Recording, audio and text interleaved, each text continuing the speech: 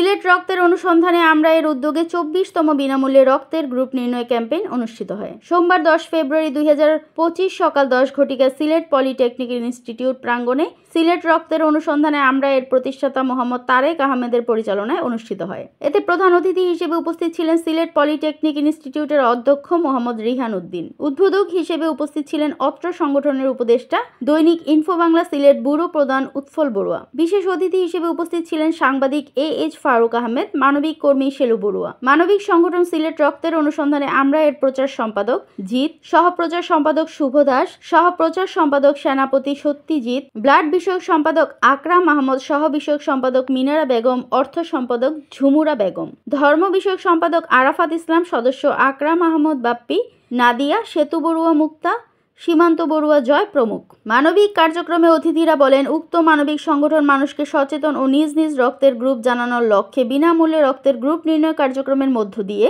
মানুষকে স্বেচ্ছায় রক্তদানে উদ্বুদ্ধকরণ কার্যক্রম নিয়মিত করে যাচ্ছেন। এটা একটি ভালো কাজ। নিয়মিত রক্তদান করা একটি ভালো অভ্যাস। রক্তদান করা কোনো দুঃসাহসিক বা স্বাস্থ্য ঝুঁকির কাজ নয়, বরং এর জন্য একটি সুন্দর মন থাকাই যথেষ্ট।